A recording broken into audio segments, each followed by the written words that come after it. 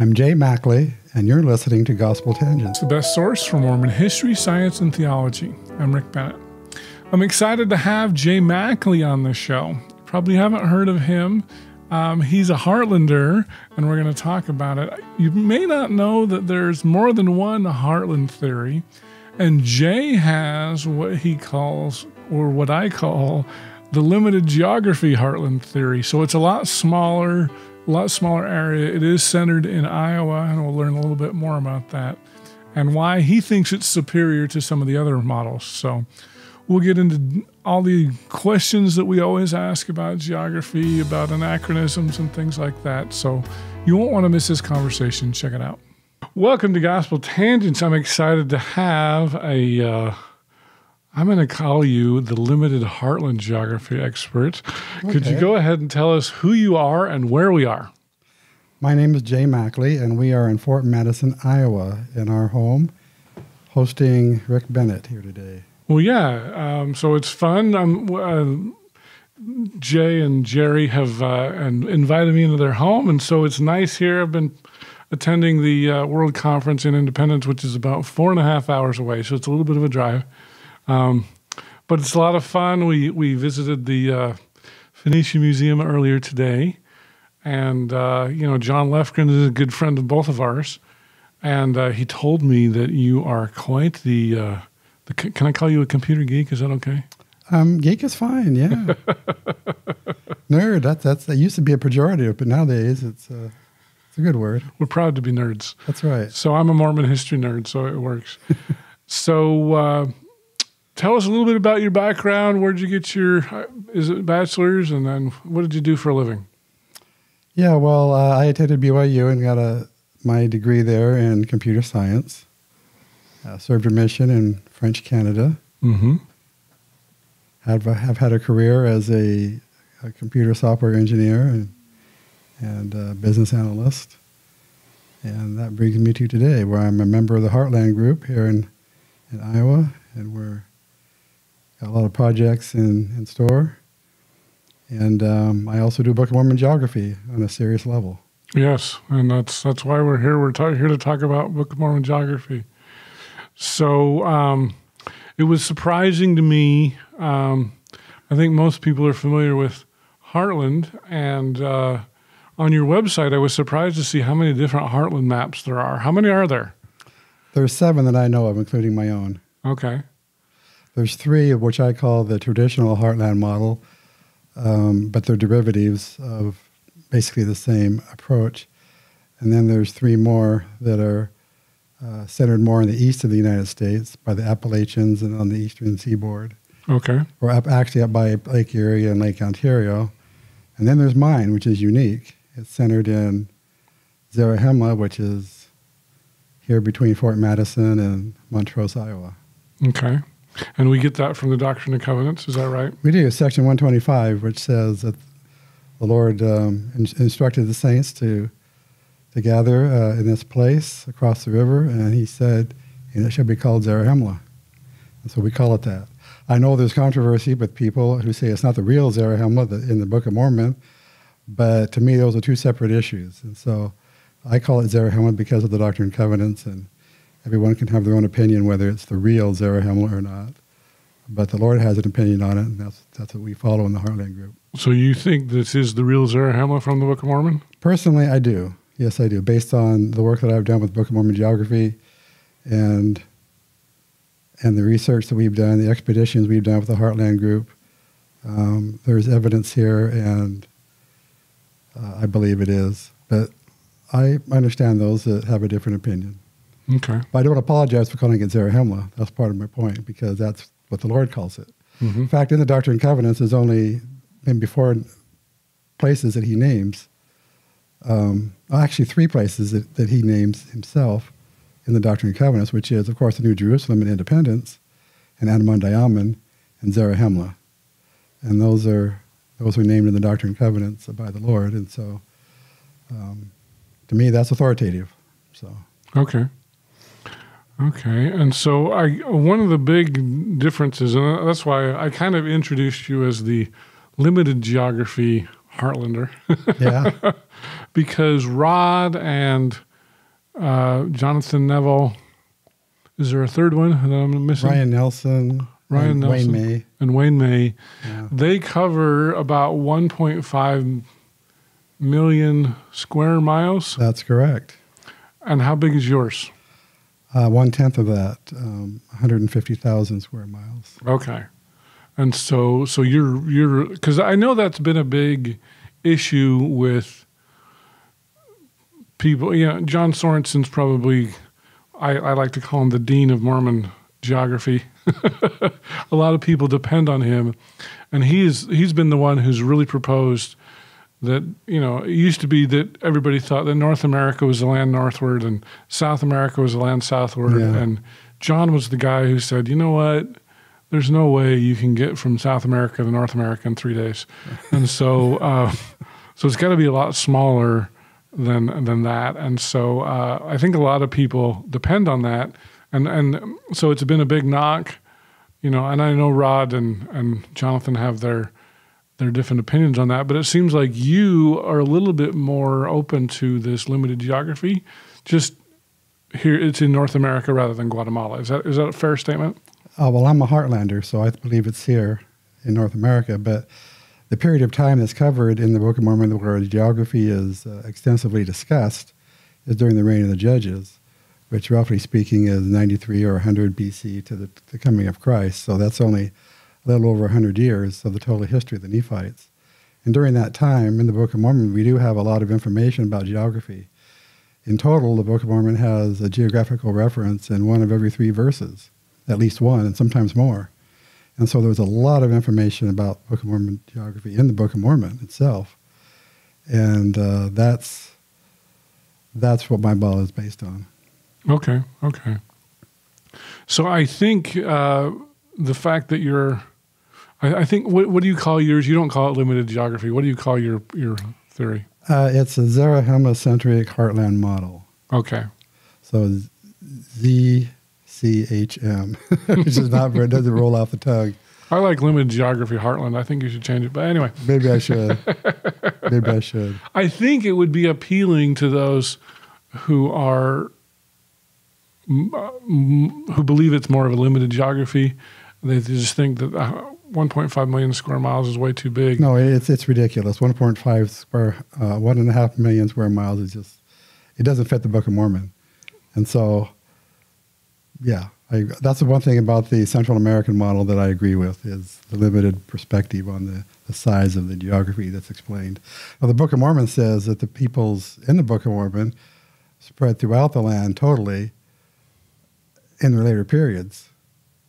But in the stories that we have and the narrative that we have that's specific about certain towns and cities and lands and geographical features, that's limited because the history took place in a limited area at that period of time. It's just a slice of time, Later on, they certainly probably went much further into Canada and much further into Mexico and South America. But that history is not covered in the Book of Mormon. We don't have that. So we work with what we have. Mm-hmm. Mm-hmm. Well, very cool. So you've got a computer background. I know when I talked to John Lefgren, he was like, you've got to talk to Jay Mackley. He's a computer expert. And I remember the time I was like, So what? How does this relate to Heartland? He's good with computers. But I found out you've used your programming skills to kind of optimize, I don't know, maybe that's not the best way to say it, but kind of to optimize where you think the Book of Mormon lands took place. But is that a fair way to say it? In a very simple way, yes. Okay. I think most Heartlanders believe that Lehi probably, well, actually we went to the Phoenician Ship Museum this morning, and you said something interesting to me. I was a little surprised. You said, well, in your interview with Philip Beale, you called this Lehi's ship, but it's not Lehi's ship, it's Mulek's ship. Yes. So why did I get that wrong? I don't know. That's a good question. Because why do you call it Mulek's ship instead of Lehi's ship? Because we surmise that it could have been a ship like this that Mulek came over on. We don't have that narrative in the Book of Mormon how Mulek got here. We just know that he came from Jerusalem about the time that Nebuchadnezzar destroyed it, and somehow he escaped as one of the sons of King Zedekiah, and he made it to the New World, and later the Nephites found him and his people.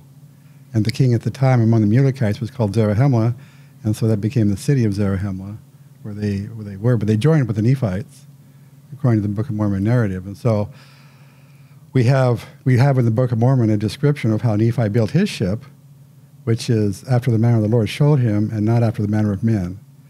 So we don't know what his ship looked like. I have no idea. But if Mulek came over, likely he came over with a more traditional sailors in the ship that would have matched the Phoenicians. And the reason we say that is because we have in the Middle East, where Phoenicia used to be, the Phoenicians used to be, where they had many city-states, but there's the port of Sidon, and that's still called that today. And we have over in the Book of Mormon, we have the River Sidon. Oh, so there's a connection to Phoenicians right there. Also, the word Zarahemla, according to the research that Brian Ellis has done, is actually a Phoenician word as well. And so we believe there's a good chance that he came over with a Phoenician influence and had some tie there. Plus the Phoenicians and the Hebrews had cultural ties at the time as well. So some of that's, we don't know that for a fact, that the Phoenicians brought Mulek over, but many people suspect it because in the New World as well, there's riches here, copper and the Keweenaw Peninsula, and huge amounts of natural resources that they could have. In fact, some people even surmise that the copper was taken from the Lake Superior area and actually fueled the Copper Age in the Old World, because they don't know where all this copper came from all of a sudden, but it was there, and it was in the New World. And some non-LDS, non-Phoenician, non-Heartlander people believe that there's a connection there, and there's good reason to think so, I believe. Okay. Is it true that you believe that kind of just like Philip Beale's trip, Lehi probably went around Africa and then ended up in, I know Jonathan Neville has said either Florida or maybe New Orleans, kind of in the Gulf of Mexico area. Do you have any opinion on that? Yeah, I believe he went around Africa and landed in either Florida or the mouth of the Mississippi River. Of course, we know that when he landed, he then left Laman and Lemuel and their group because of impending conflict. And so he went to a second location from the first. So the first location might have been Florida, might have been closer to Louisiana. Nobody really knows. There have been archaeological discoveries in both of those that might fit the timeline. But do you think one's more likely than the other? Between what choice? New Orleans and, say, Florida? Well, I believe essentially that Nephi would have left with the ship, because they still had the ship, and he would have taken the Liahona and been guided by the Lord just like he had done before. And because of that, I believe that he was guided to the central area of the United States where the big rivers meet, in that St. Louis area. Because we have the Illinois River, we have the Mississippi River, we have the Missouri, we have the Ohio, all within relatively close distance. And that is the center for trade and the center for everything. And the Mississippi River is the most important thing in North America. So, and in the Book of Mormon, there's some evidence for that too, because Nephi records that they departed and they pitched their tents for the first time in the land of Nephi. And it says that for the first time.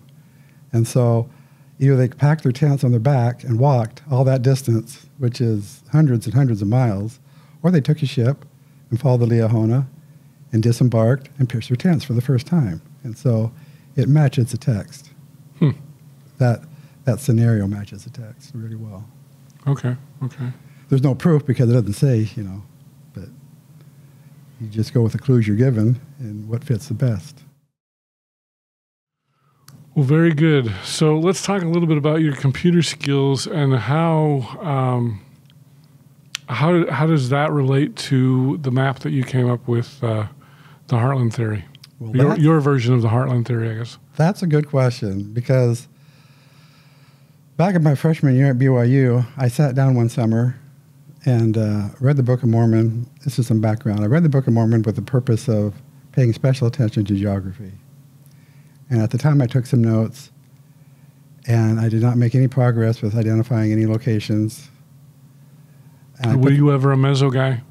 No. No? Never. That never made any sense to me. I just don't see how they packed all that stuff to North America. But I didn't really have a strong opinion, but I was never ardently a Meso person.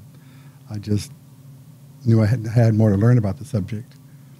So essentially what I got from my experience in reading the Book of Mormon that time was I felt sure, positively, there's enough information here that we could reverse engineer this and we can figure it out. And then I put it on the shelf, got married, had kids. And then later in life, I pulled it back off the shelf. I said, now's the time to do it. And now I have the tools because I have the analytical tools from my career behind me. I have Google Earth now that I didn't have before. I have a heck of a lot better computer than I had back then. And were you ever a COBOL or a Fortran guy or anything like that? Oh, I detested COBOL. I steered away from that. But I did some Fortran in college. Okay. Yeah.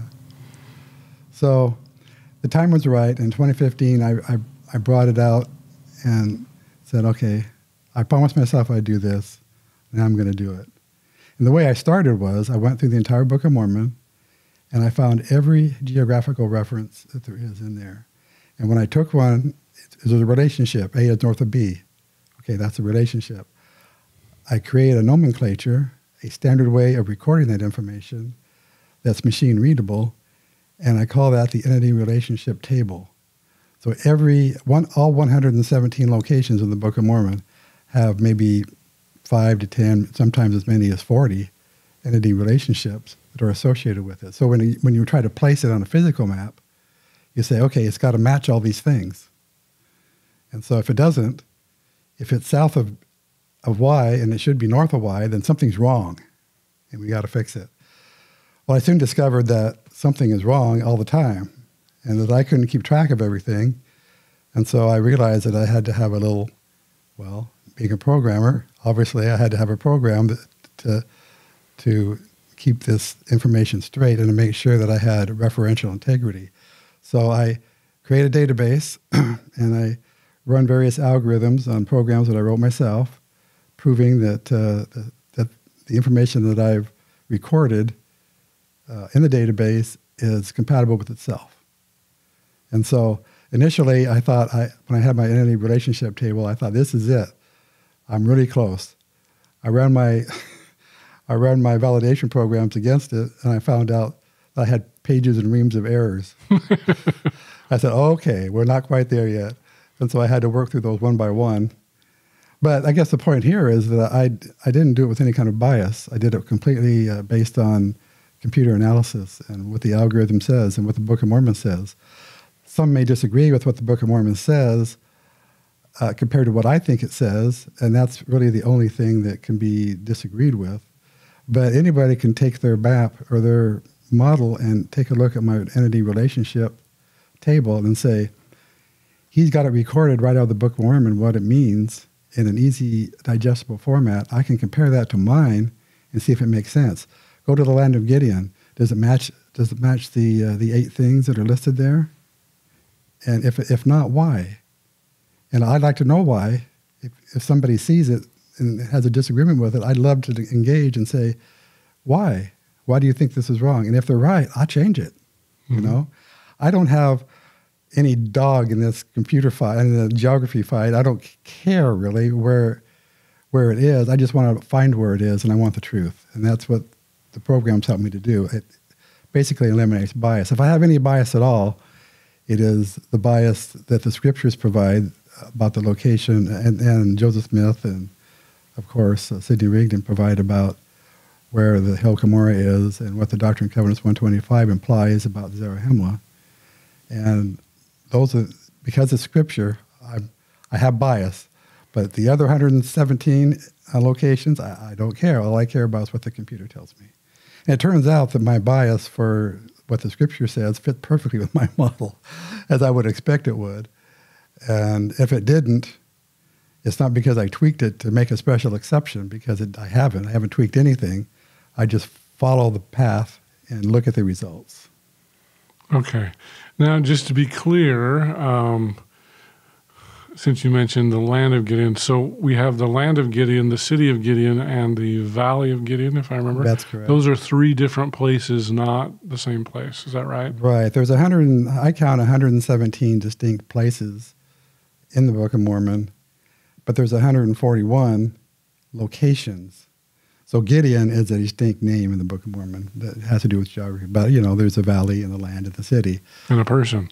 And there's a person too, but we don't count him because he's not geography. Right. But, so each one of those are tracked. Each one of those are tracked in the entity relationship table. And I build that table based on a formal set of rules. There's a logical model, of course, and then there's a physical model. And I completed the logical model in its entirety before I even looked at any physical maps at all. I just wanted to get, what does the Book of Mormon say, and how can I get this into the computer? And that's the logical model. And the physical model had to match. If I think it's here, plug that in. Mr. Computer, do you have any problems with that? Oh, yeah, I do. And then I have to say, well, I guess that's not right then. Well, let me ask you this, and I hate to keep referring back to Mezzo and John Sorensen, but that's okay. Everybody does, because he's got a book called Mormon's Map, and it sounds like he was trying to do something very similar to what you were doing, ignoring a specific location. He was trying to come up with some internal consistencies. Have you run your algorithm versus John Sorensen's? A lot of times we refer to that as the internal map. Have you done that? I have taken all of the Mesoamerican models and map scored them, as I call. Mm-hmm. How about his internal model? I have not seen his internal model. I mean, everybody claims they have one, but I've never seen any internal model that's been fully published. Because he has a book called Mormon's Map.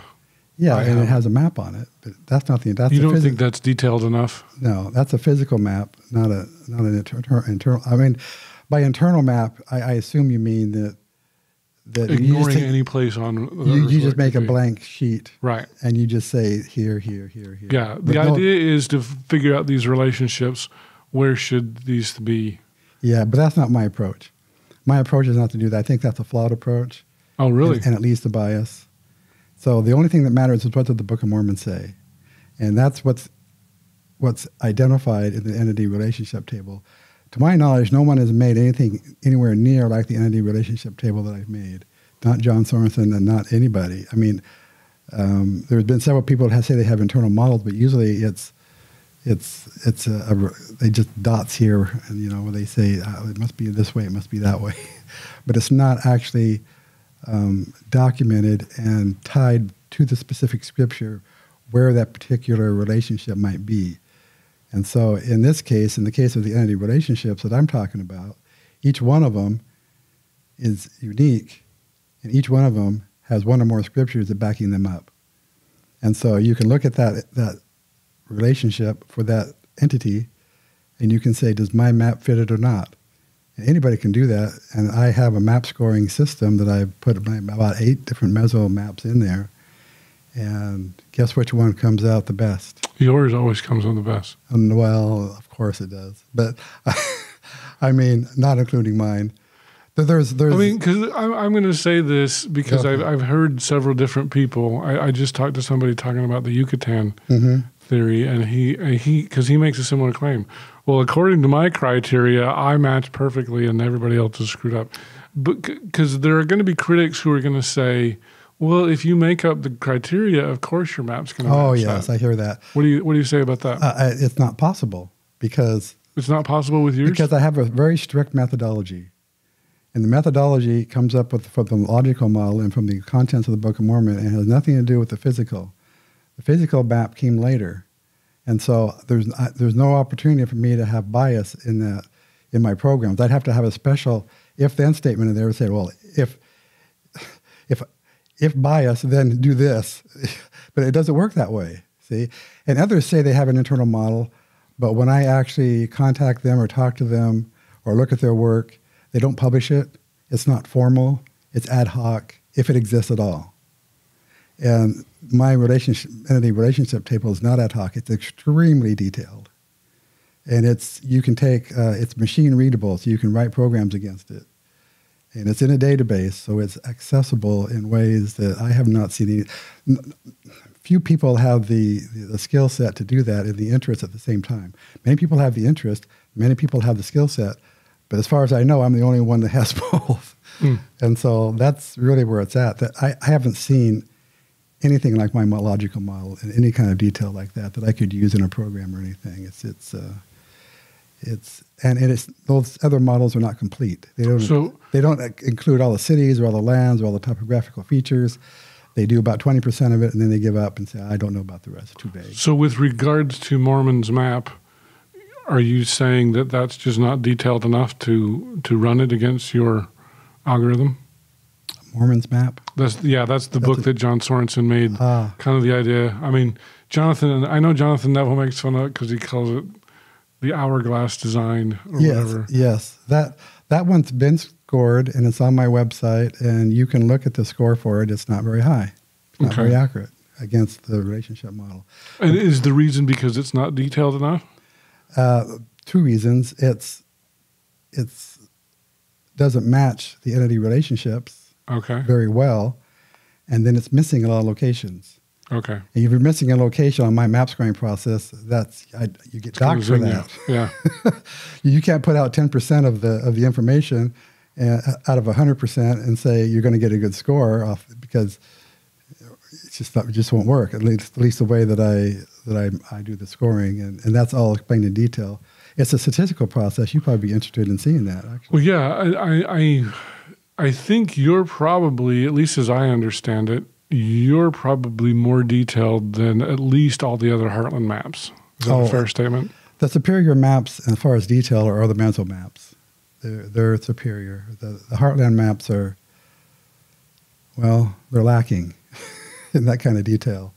They don't have a logical model that some of the Meso maps have. They basically, and people like Jonathan Neville and others will have told me, I said, well, don't you just get your information from the Book of Mormon? The answer is no. It's archaeology driven.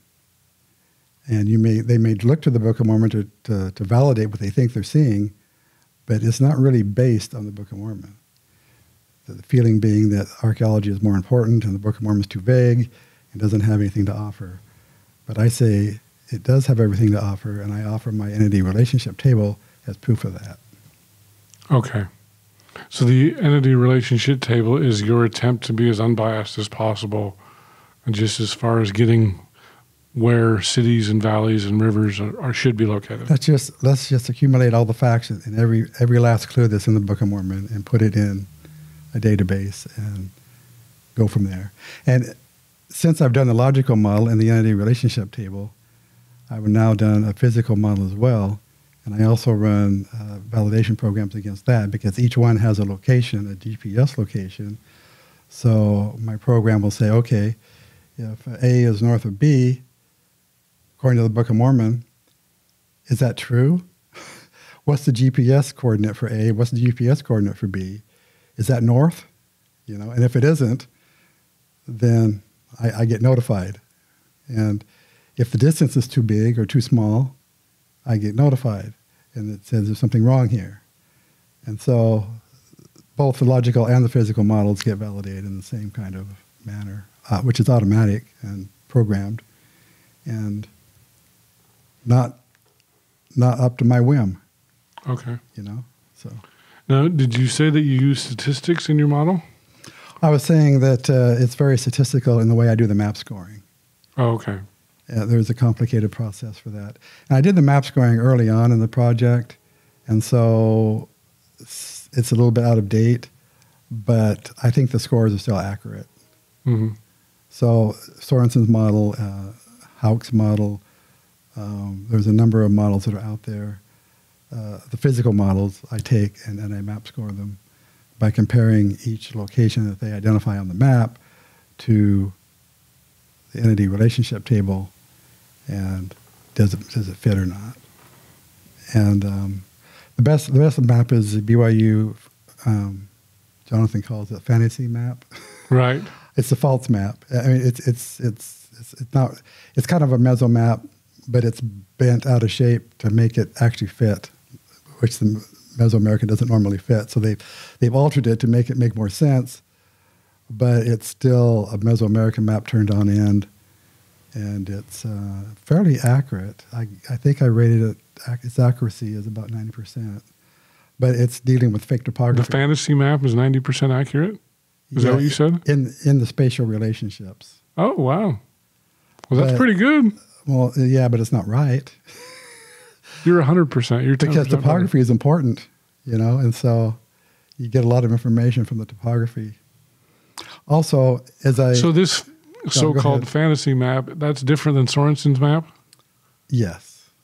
It's what they're teaching BYU students now at BYU. They pull out this map of the Book of Mormon and say, well, it was something like this. It's not a meso map. It's more of a Lord of the Rings type map.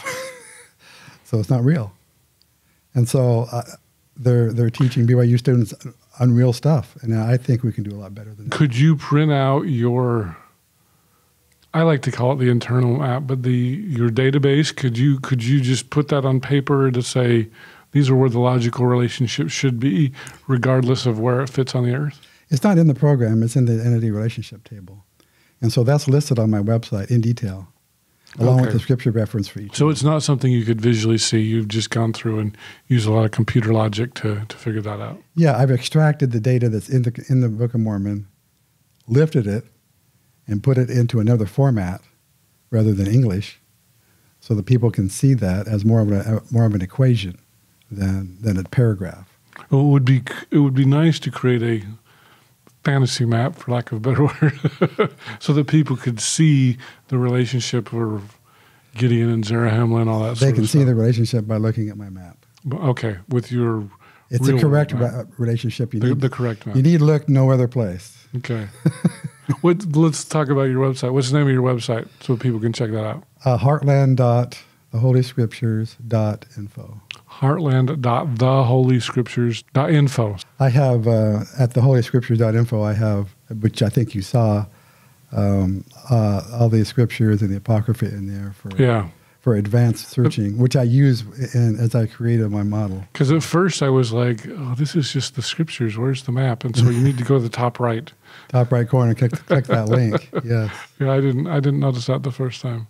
It's amazing though in the church how Meso versus Heartland is becoming such a I don't know what you'd call it, a controversy or a litmus test. I mean, the two groups hardly talk to each other. It's like, you're a Meso guy? Oh my, you poor deluded fool. You're a Heartland guy? You guys are crazy. Well, and I will tell you, because I'm kind of privy to a lot of the different ones. Another big group that really turns up their nose at everybody else is the South American people. Like, they're really snotty sometimes. And yet, I think Sorensen and most BYU academics have switched from the South American to the Central American simply because South America is too dang far. Yeah. So. Yeah, but there's some hardcore South American Still proponents. some of those. Yeah. I've been trying to get somebody. I found somebody, but they were not a good fit for Gospel Tangents. But I'm trying to find a good fit because I just like to talk to everybody. That's what I like to do. But well, cool. So can you talk? Just kind of give people a general idea. Where is the land southward and where is the land northward in your model? Well, there is mentioned in the Book of Mormon the land of Mulek, which is north, and the land of Nephi, which is south. And there is kind of a line there, and it's north of St. Louis and south of Zarahemla. Zarahemla, which is close to Fort Madison, Iowa, right? Correct. So from Fort Madison, Iowa to St. Louis would be the land southward? Is that a good... No, there was a line between those two places. There's a line between those two? Yeah.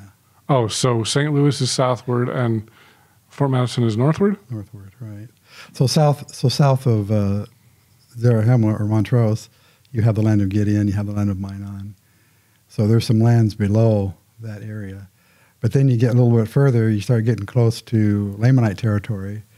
And Lamanite territory is centered in the land of Nephi, which they, was originally where the original Nephites were until they moved north to avoid the conflicts. Right.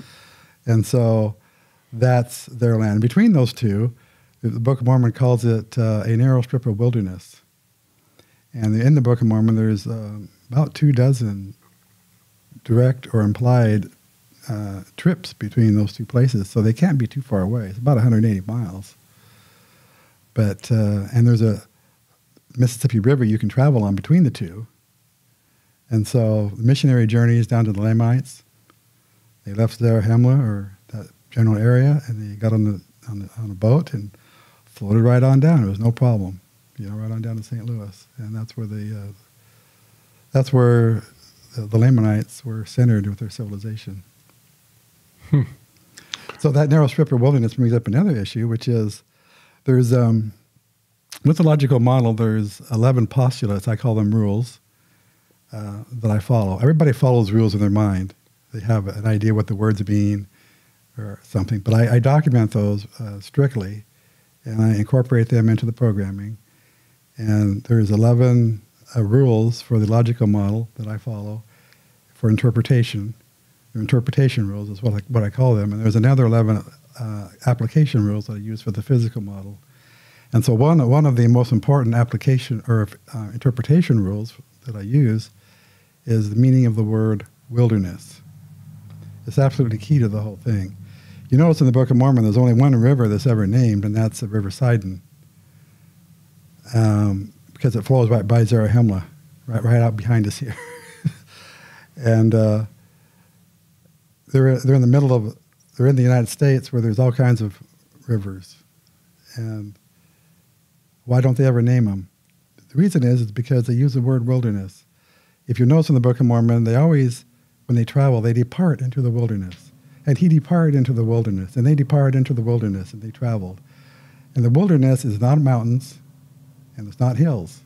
We know that because in the description of the Gadianton robbers, they talk about the Gadianton robbers being in the hills of the mountains and in the wilderness. Mm-hmm. So they're all separate things. And so the wilderness is essentially the alluvial plain of the Mississippi or the Illinois or whatever river they're traveling along.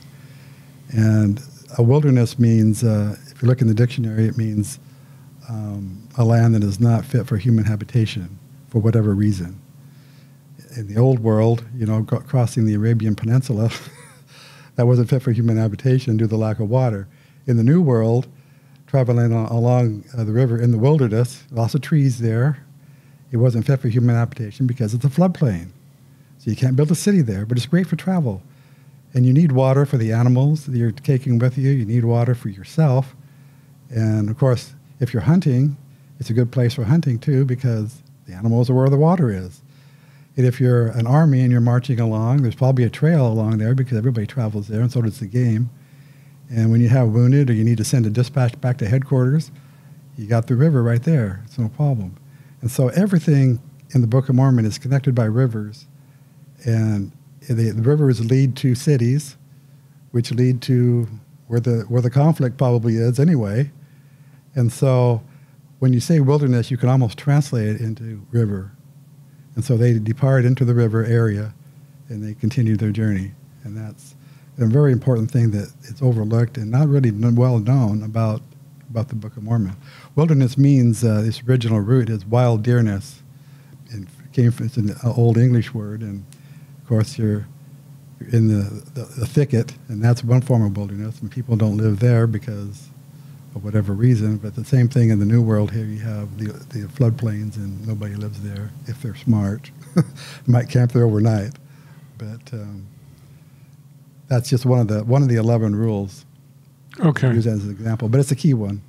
So I'm trying to figure out the land northward because if St. Louis is in the land southward, mm-hmm. And I know because you're a one Cumorah guy, right? So the land northward, does that include New York and I mean, they would have to include Ohio and everything out in Illinois, I guess. Is that correct Does or not not? include Ohio. Does not include Illinois. Only the western part of Illinois. The western part of Illinois. Okay. It includes going east all the way up to Michigan, Lake Michigan. It does the Nephite lands during the narrative of the reign of the judges did not go further. Those were Lamanite lands, and they were under pressure, and they didn't go that far. But we know that Lamanites were further east and further west than the Nephites were during the reign of the judges and during the wars that are described in the conflicts. So we're looking at Missouri, Ohio, a little part of western Illinois, Michigan, and then over to New York? Is that No, right? we're looking at upper Michigan, which is essentially that narrow neck that we're talking about. We're looking at Wisconsin. We're not looking at Minnesota. We're looking at Iowa, eastern Iowa primarily, and western Illinois, and Illinois that goes as far east as Lake Michigan, and we're looking almost down to St. Louis for the Nephites, and so that's why it's a limited geography. I mean, the land. Does it get any farther south than St. Louis, or is that pretty much the end of the? No, that's not the end because the waters of Mormon are in the Ozarks, which is if you're talking about a spring of water, you got to look at the Ozarks because in the Midwest, that's where they all are. There's dozens of springs in the Ozarks, but only one that fits the description, which is Big Spring, and that's it fits the description for river travel from St. Louis down to the current river and then up. And so that's on my website too. If you look under Waters of Mormon, there's all kinds of pictures about that. It's beautiful. It's just gorgeous. I could just imagine the baptisms happening there. It's a national park. It's a national scenic byway now because it is so beautiful. And they built a park right by it. And it's one of the first places I went and saw when I had the chance. So I'm trying to understand because it sounds like if it's got Missouri, part of Iowa, part of Illinois, Michigan, and western New York, that sounds like a lot bigger than 150,000 square miles. No, not really. It's about 150,000 square miles in the lands where I have delineated specific lands and cities that existed in the Book of Mormon. And I know that there's implied in the Book of Mormon there's lands that go beyond that, but they were Lamanite lands and they weren't discussed, and so I don't include it in the map. Okay. So do we have, I know Rod Meldrum has said the Hopewell are probably the Nephites / Lamanites. Do you agree with that? Certainly. Okay. Certainly do. I don't refer to them as Hopewell. I refer to them as Nephites. They certainly were. Well, we need to convert them to people that we know of. Yeah. So Nephites, Lamanites would be the Hopewell people? Yeah. There are going to be critics who are going to say, well, the Hopewell weren't as sophisticated as what's in the Book of Mormon. Nephi says he built a temple like unto Solomon, and I know the Hopewell were the mound builders, but the mound builders don't look like Solomon's temple. Right. So the Book of Mormon is very specific about their building and their building activities. When they go to the land northward, which is bountiful, they notice that there's no timber there, and they're concerned about it. Where's the timber? Well, the Jaredites ecologically ruined it in their wars and in their chopping down of trees over hundreds of years, and so it was bare. And so they built houses of cement there. They mentioned that specifically. But when they had a choice, in North America, what are you going to use? All these trees, everywhere. And so that's the easiest building material. And so it mentions in the land of Nephi, when Nephi first built the temple, it was built after the manner of Solomon, which is basically the same design as Solomon, but it was built of wood, and it was not quite as nice as Solomon's, but they built it after the manner. They couldn't get it all the fine, gold and everything, because they didn't have all that, if you read the account. But they built it after the manner of Solomon. And they built it out of wood, and their buildings were basically built out of wood. And their defensive structures were wooden as well. And so, what happens to wood after 2,000 years? Not much is left. So, And I assume that the temple in Zarahemla was built out of wood too, because they mentioned that the one in the land of Nephi was. And when the what about these houses of cement? You would think that would last longer, wouldn't it? They would. And when early settlers came to America and started moving out west, there were mounds everywhere. And they found fortifications and structures, remains and ruins, basically. And they found occasional stone and cement structures on their land. And what was the first thing they did? Get this out of the way. I got a plow. And so a lot of them are documented in history. There might be a picture or two, but most of them are destroyed as well. So we don't see them. So they're not underneath the mounds. Well, the mounds, I'm not a mound expert, but of course I've looked into it, and I understand that the mounds had different uses. Sometimes they're just trash pits. A lot of times there were mass burials found in there with bones just thrown in because of presumably conflict. And other times they were, like in Cahokia, they say that the mound was built because the chief lived on the top and he was the big guru, and that's where he lives. And so they built the mound just for ceremonial purposes and for political purposes. And so there's various reasons for the mounds. And also in the Book of Mormon, it talks about mounds being built.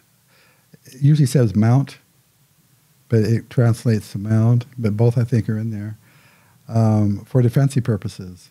The Mott and Bailey design for a castle that you can find in English archaeology, they know how they were made, matches almost perfectly a lot of the mounds that are found in North America.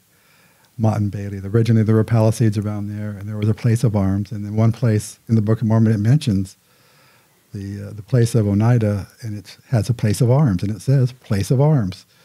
And so those mounds were also defensive fortifications. Castles, okay. Little castles.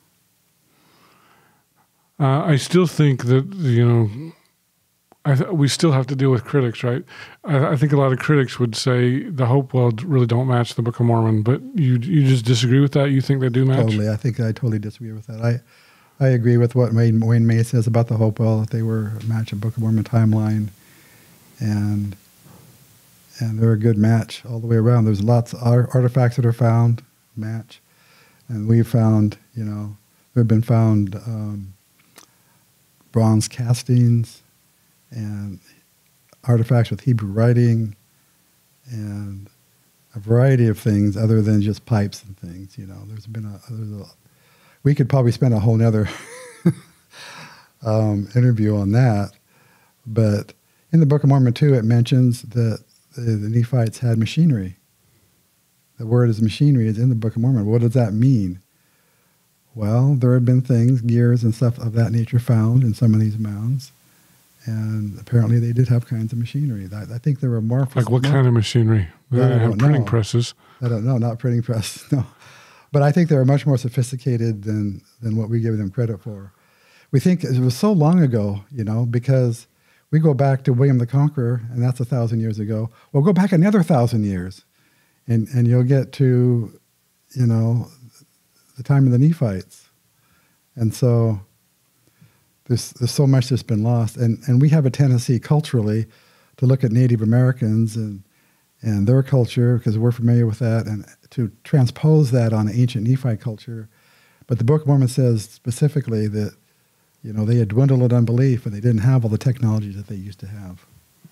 And I think they had a lot of technology, both for ships, for machinery, for weaponry, for metal castings, including iron. A lot of things they could do that later Lamanite civilizations could not do, because it mentions in the Book of Mormon that the Lamanites were not into writing. They saw writing, they didn't like it. They destroyed that. The Nephites were writers. They were the settled, sedentary, more farmer-type civilization, whereas the Lamanites were more hunter-gatherer, conquer and loot type of civilization. And so that was the kind of part of the conflict between the two civilizations, as explained in the Book of Mormon, really. So... I'm getting off on a tangent sometimes. No, that's the name of this here. podcast. I do want to shift gears a little bit. I was surprised to find out that because it seems like most people are in the loose translation, but you're a believer in a tight translation. I'm a firm believer in an extremely tight translation. Yeah. And so, like Jonathan Neville, you think that the Joseph translated with the Urim and Thummim. The idea is he's looking through these lenses at the actual golden plates and translating them. Is that right? I don't know if he looked through the lenses to translate them, but I believe he looked at them and that the words appeared for him on the lenses. He could see what the words were, and he repeated that to his scribes, which is primarily Oliver Cowdery. Okay. That matches what Royal Skousen has found based on his analysis of the Book of Mormon text. And I'm a believer in that part of it, yes. And so you and Royal, I think, are in the minority in that you're both tight translation proponents. I don't know what the majority is. Among Heartlanders, it's more loose, yeah. I don't know what the Meso people think about the translation. I think they're more in favor of it than most Heartlanders. So critics of the Book of Mormon... and I think this is why most people go towards loose, not tight. Gold, silver, swords, steel swords, horses, elephants. I know Jonathan says, well, Joseph was trying to use the best word, and those were the words that they came up with. We haven't found steel swords. We haven't found horses. We haven't found elephants, silk, all sorts of things. And so if the Book of Mormon is the most correct book on earth, it seems like believing in a tight translation, why is the Lord giving Joseph a discussion about elephants and silk and steel swords that rust? I know that's a big problem with the Meso people as well. They've come up with this flint, a terrible weapon. It looks like it would be very painful, but it's made out of flint. It doesn't rust. And so critics are going to say, why is Joseph talking about steel swords when no steel swords have been found in America? Well, Joseph never talked about steel swords. It came through the Urim and Thummim, and so that's outside of his purview. Well, but still, from my perspective, the story of them burying their swords. Burying, yes. Yeah, they buried their swords, and the swords rusted. So that's... I believe the Nephites had access to iron technology and steel technology. But none has been found. It's been 2,000 years. But what has been found... Well, you find it in the Middle East, though. Well, the Middle East is dry, isn't it? So you think that the issue is because... we're in the Mississippi River Basin that the steel swords just disappeared? Let me put it this way. Yeah, absolutely. But let me put it this way. There have been copper swords found and bronze swords found. Some beautiful specimens. Copper doesn't rust, though. Right, exactly. But we haven't found any steel ones. Right. Because they do rust, especially the Midwest. So after 2,000 years, that's going to disappear. But there have been swords found. And there's also a lot of, when it comes back to elephants and different animals that are mentioned, including domestic animals, sheep and goats and that type of thing, there have been effigies found and carvings found for these animals in North America. And I think it relates back to both Jaredite and Nephite times. Because I believe that the majority, not all, but the majority of the Michigan artifacts are genuine. I believe the majority. But the majority are genuine because that's been a known forgery.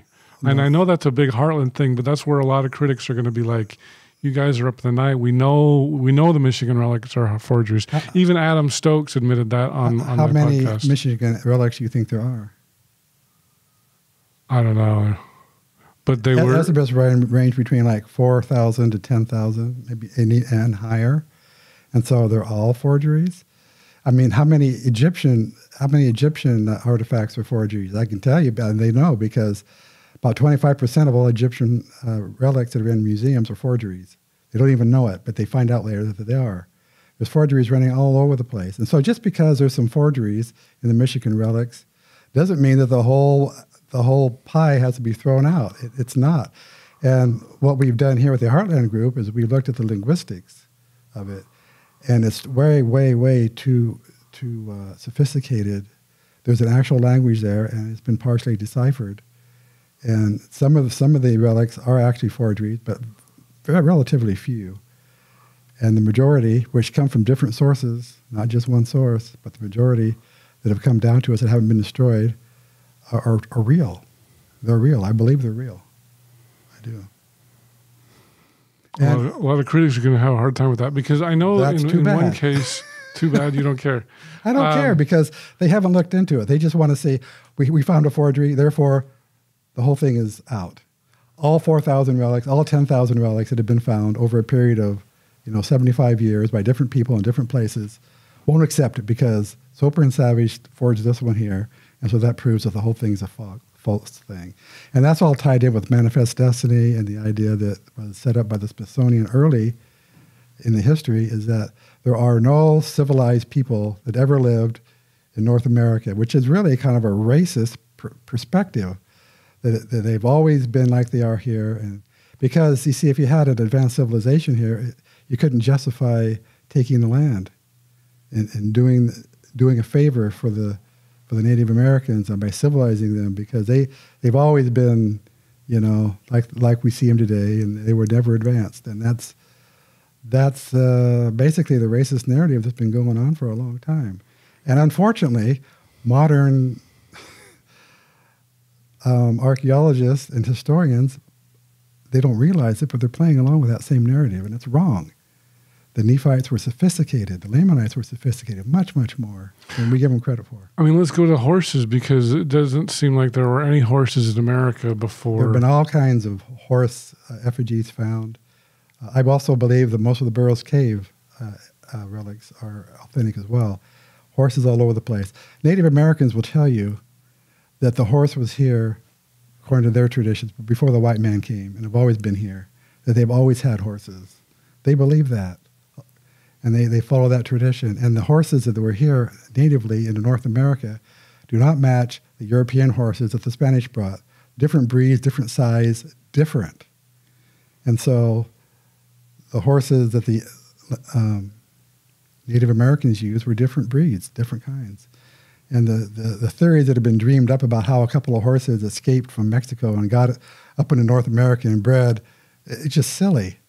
But that's what they have to refer to. And horse skeletons, as well as elephant skeletons, have been found. Oh, but they say it's too old. It predates Hopewell or Adena.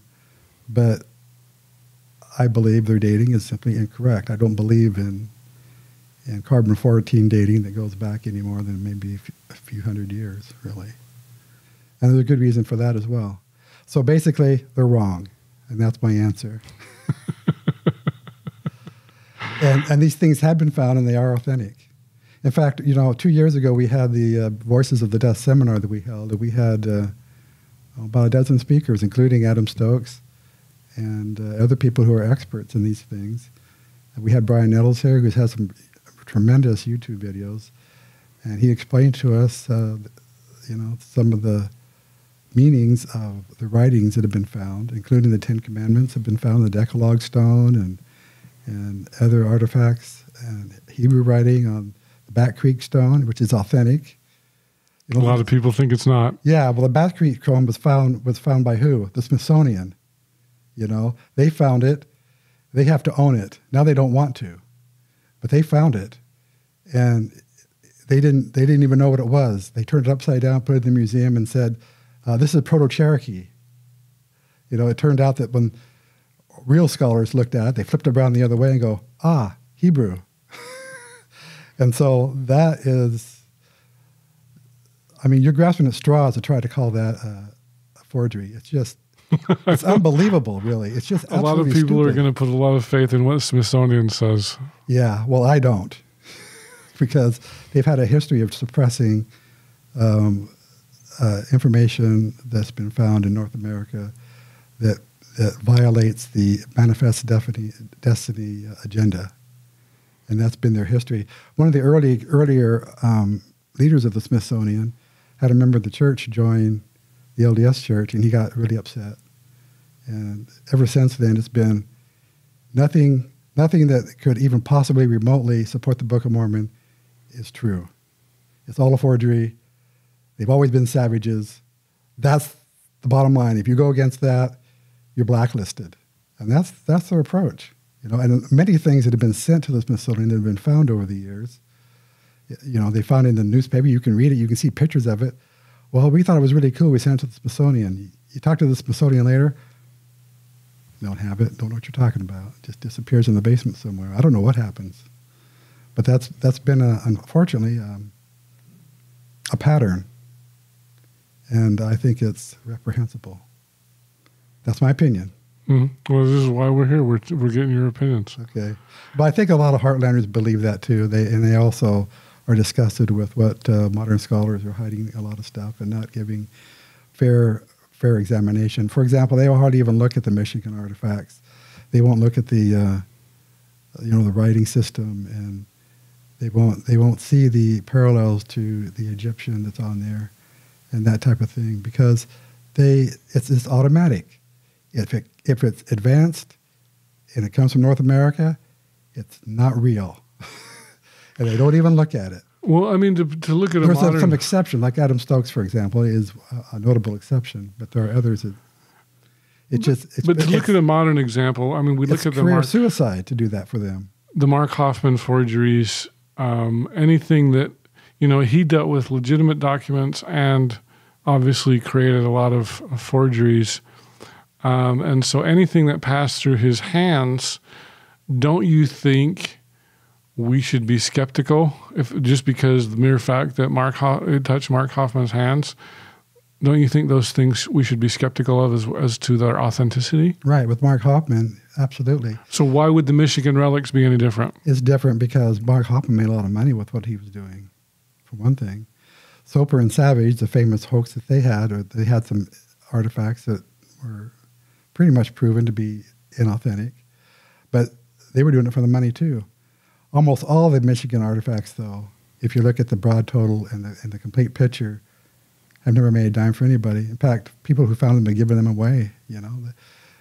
It's not a money-making thing. And now because all the mainstream rejects them, somebody might have it for a curiosity, but they can't get any money out of it. So there's no financial incentive. Mark Hoffman made a lot of money with his stuff, so of course he was doing it. But make money off of Michigan artifacts by faking them, there's no money in it. There's no motive. Okay, that's interesting. I hope you enjoyed our conversation with Jay Mackley, a limited geography Heartlander. In our next conversation, we're going to find out why he thinks an ancient Nephite temple is in the land of Iowa. Well, let me ask you this, because you took me by site today right across the Mississippi River. Nauvoo's right across the Mississippi River. Right. I know Wayne May apparently has purchased this land, and he says that it was a temple of Zarahemla there. He believes that. He believes that. And so I think you guys are planning, correct me if I'm wrong, or Wayne, maybe I shouldn't say you guys, Wayne is planning on doing some ground-penetrating radar or something to see if we can find this. Is that right? There's been some electrical resistivity scans that have been done, and they are somewhat positive toward the idea that there was a foundation there. If you'd like to hear the entire interview uncut, you can hear the audio only at patreon.com/gospeltangents. For just $5 a month, you can hear the entire interview with no interruptions. If you want to watch the entire video for just $8 a month, you can also sign up at Patreon or on youtube.com/gospeltangents and just subscribe here. You can watch the entire video uncut before everybody else. Also, if you'd like to continue to support Gospel Tangents, you can either sign up for our $10 or $20 memberships, or you can get some cool gear like this hat. I've got the coffee mugs like this here. We've got sweatshirts and t-shirts, and I'm even thinking about ties. Somebody said they wanted a tie, so I'll see if I can get that on my store. So go to gospeltangents.com store, and you can get some Gospel Tangents gear. So You don't want to miss that. So anyway, thanks for listening. If you'd like to check out some of our other videos, check out here.